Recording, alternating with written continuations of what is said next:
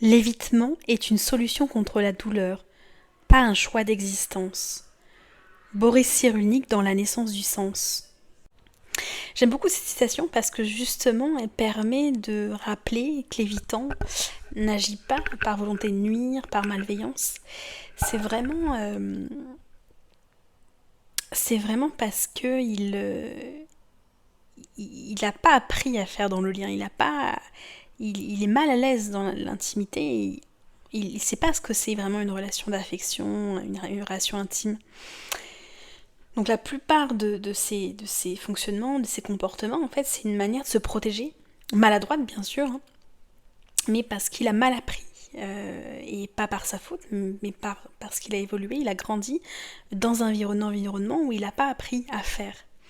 Il n'a pas pu intégrer le lien et l'intimité. Euh, donc c'est d'autant plus intéressant en fait de se pencher sur la question de la sexualité. Parce que justement, comme on l'a vu, et notamment je vous invite à aller voir la vidéo sur 10 signes que tu as un style d'attachement évitant, l'évitant a vraiment une peur de l'intimité. Il y a vraiment une difficulté à entrer en lien, un malaise qui est vécu dans l'intimité, et pour lui c'est complexe. Les relations trop émotionnelles, trop intenses, de s'attacher, c'est difficile. Donc forcément, ça a un impact sur la sexualité. Et cet aspect-là, finalement, va permettre justement de rentrer encore plus et de comprendre encore plus l'évitant dans son fonctionnement, dans ses comportements, dans ce qui motive ses actions. Et de voir, est-ce que finalement il peut s'épanouir dans la sexualité? Est-ce qu'il y arrive? Est-ce que c'est possible ou non? Comment il peut y arriver? Et comment il aborde la sexualité depuis son attachement.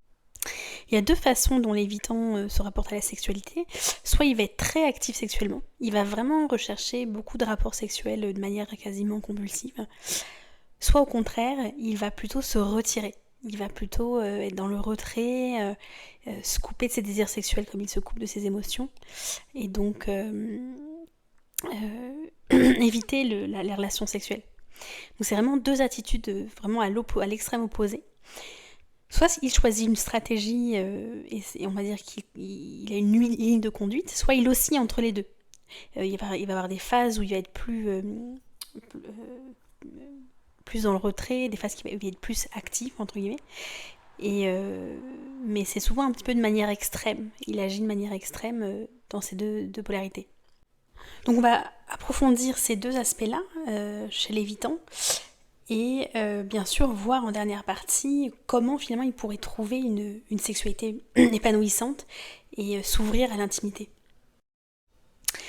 Le premier aspect, c'est que l'évitant va vivre, et étonnamment de ce qu'on pourrait attendre de lui, va vivre la sexualité comme un refuge.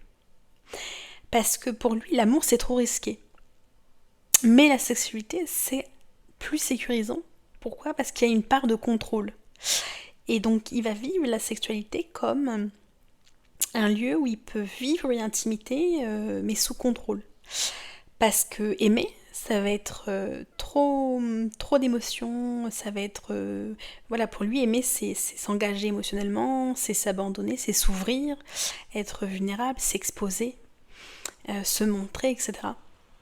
C'est une vraie mise à nu, alors que... Donc il peut avoir, ce rapprochement physique, et aussi utiliser ce rapprochement physique pour nourrir ses besoins affectifs et ses besoins d'intimité, mais sans s'abandonner complètement, sans s'attacher complètement émotionnellement. Donc ça va être quelqu'un qui est très capable de compartimenter les différents aspects, hein, le désir et l'amour, la sexualité et l'amour, c'est vraiment très dissocié chez l'évitant.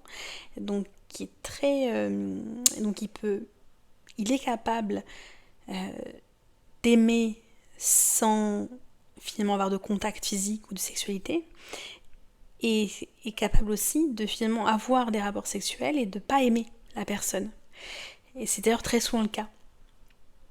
Parce que ce qui est paradoxal chez l'évitant, c'est que plus il aime et plus les sentiments sont profonds et forts, plus il y a une chute de la libido. Pourquoi ? Parce que plus il va être tombé amoureux de la personne, plus en fait ses peurs profondes, ses blessures d'enfance, etc., ses craintes liées à l'intimité vont être fortes. Et ces peurs vont inhiber ses désirs en fait sexuels. Et c'est aussi une manière encore de s'éloigner de son partenaire pour se protéger, bien sûr. Et c'est pas par manque d'intérêt ou par perte d'attirance pour son partenaire, comme d'ailleurs très souvent le partenaire le pense, souvent l'anxieux, comme on a pu le voir, cette relation anxieux-évitant, où l'anxieux va penser que c'est une perte d'attirance, un manque d'intérêt. Mais pas du tout chez l'évitant, c'est parce que plus il y a d'émotions, plus il y a de sentiments, plus l'intimité est vécue comme dangereuse. Donc l'évitant va tout faire pour vivre une sexualité, donc va être même compulsive, va avoir une vie très active sexuellement, va multiplier les partenaires, et donc d'ailleurs changer de partenaire, c'est-à-dire que dès qu'il y a trop d'émotions, on quitte l'intimité physique pour rentrer dans une intimité plus émotionnelle, il va couper court tout de suite, il va chercher une autre relation. Une relation, il va comme ça se déplacer de relation en relation, sauter de relation en relation en fait pour obtenir des miettes de relations, mais sans jamais réellement s'attacher, pour surtout ne pas risquer d'aimer, de s'attacher et de souffrir. Parce qu'il y a un évitement de la souffrance, il y a une fuite, c'est une forme de fuite en avant, c'est donc une stratégie de fuite au travers de la sexualité, c'est une forme de fuite encore. Et encore une forme d'évitement, étonnamment. Un évitement des émotions profondes. Et c'est aussi, donc, comme on a pu le dire, c'est un espace de contrôle pour l'évitant. Donc tant qu'il est dans la maîtrise, le contrôle, ça lui permet de se sentir en sécurité. Et de vivre une intimité un peu superficielle. Donc en fait, pour l'évitant, donner le corps, c'est plus facile que donner le cœur. C'est plus facile de faire l'amour que de dire je t'aime. Et il faut voir en fait dans cette hypersexualité de l'évitant, non pas le fait qu'il a une très forte libido, comme on pourrait le croire, mais le fait plutôt que le fait de multiplier les expériences et le fait d'avoir une pluralité d'expériences, c'est une forme de protection. De ne pas être vu et surtout de se dire finalement si personne ne compte, personne ne peut me blesser. Et de ce fait, cette sexualité qui va être, comme on l'a dit, compartimentée, donc qui est catégorisée, qui est vraiment vécue dissociée des émotions, il va y avoir chez l'évitant une recherche de performance. Il va vivre la sexualité comme une technique, en fait, comme une façon de se prouver quelque chose, et va vraiment être vécu comme... il peut ne pas être du tout dans l'acte, mais vraiment... je dirais pas simuler l'acte, mais quasiment, en fait. C'est vraiment pour lui une technique, il peut être très très dissocié, très coupé de ses émotions et même de son corps et vivre la sexualité comme une pure performance. Le deuxième aspect, ça va être l'hyposexualité de l'évitant. Donc on a pu voir cette hypersexualité où l'évitant va finalement être dans la compulsion de la relation sexuelle pour répondre à des besoins affectifs, etc. Et à l'inverse, l'évitant, comme on a pu le voir avec son fonctionnement, c'est vraiment de se couper de ses émotions. Et il se coupe de ses émotions comme il se coupe de son corps. Il va être vraiment coupé, et ça va être ce qu'on appelle la dissociation, justement, la dissociation il se réfugie dans sa tête, en fait, dans ses pensées.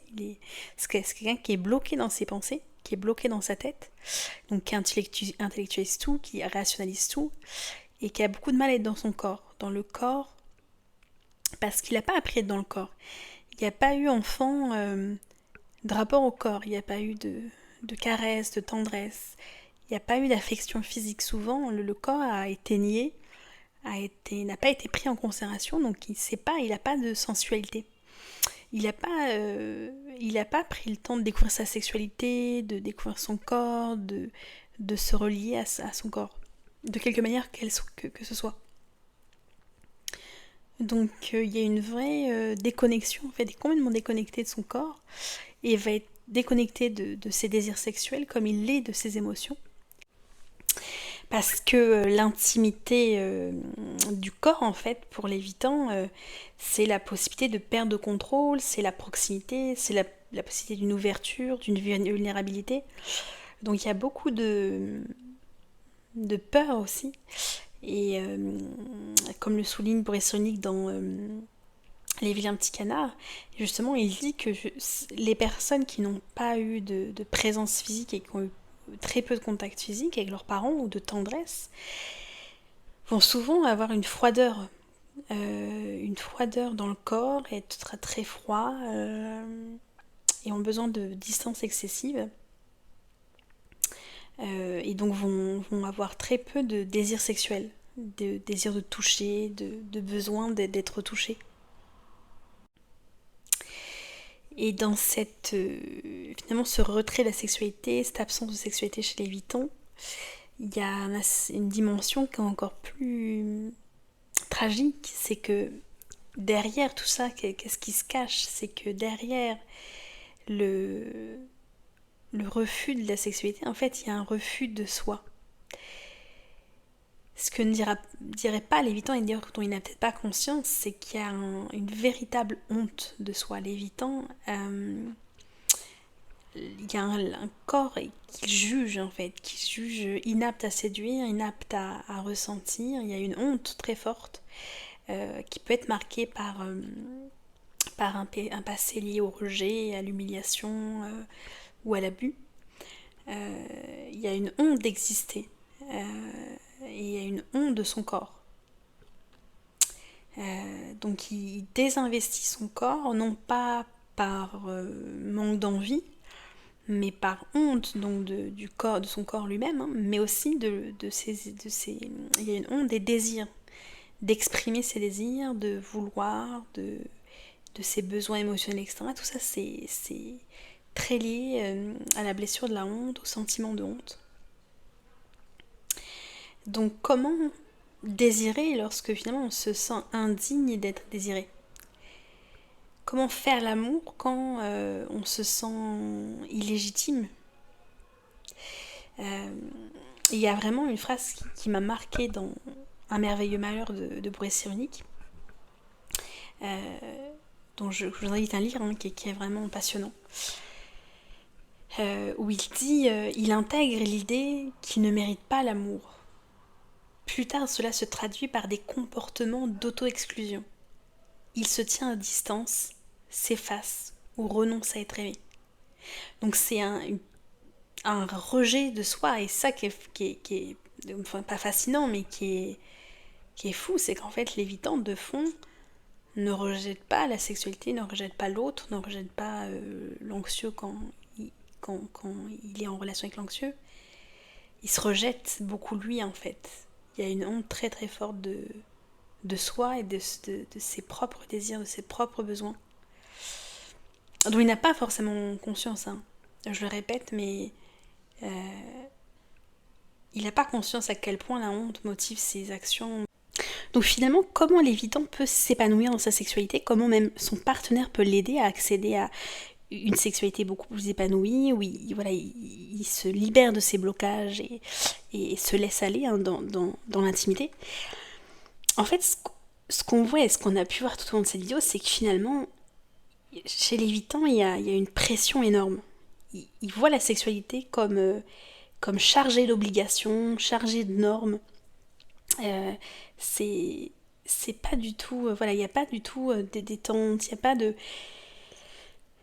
Donc ce qui va vraiment aider l'évitant, et ce qui est vraiment, je dirais, le sel des relations d'intimité avec l'évitant, c'est de ramener du jeu, ramener du ludique, ramener de... On lâche prise. La sexualité, c'est un terrain de jeu. L'évitant qui est aussi assoiffé de liberté et qui adore sa liberté, etc. Mais il n'y a pas plus grand espace de liberté que la sexualité. Donc c'est vraiment de lui ramener et lui rappeler, alors pas forcément directement, mais de faire comprendre, c'est-à-dire ça peut être par exemple dans l'intimité de rire, l'humour, d'apporter de l'humour, on est là pour rigoler, on est là pour s'amuser, on est là pour voilà, ramener du jeu. C'est au travail qu'on stresse, c'est pas pendant un moment d'intimité. L'intimité, c'est au contraire là où on peut lâcher toutes les tensions, lâcher toutes toutes les tensions en fait. On est là pour d'un moment de détente, un moment de relaxation, un moment de partage, et de lâcher toutes ces représentations aussi négatives sur l'intimité. Donc c'est voilà, c'est trouver des moyens de lâcher prise en s'amusant, en rigolant. Ce qui va aussi beaucoup aider l'évitant, c'est de valoriser les moments d'intimité sans sexualité, justement.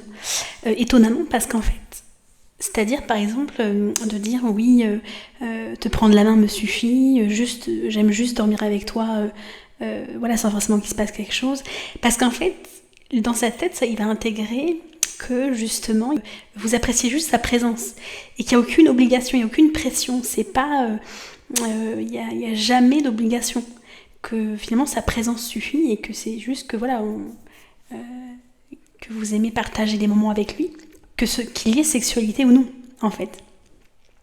Et plus la pression est relâchée, hein, plus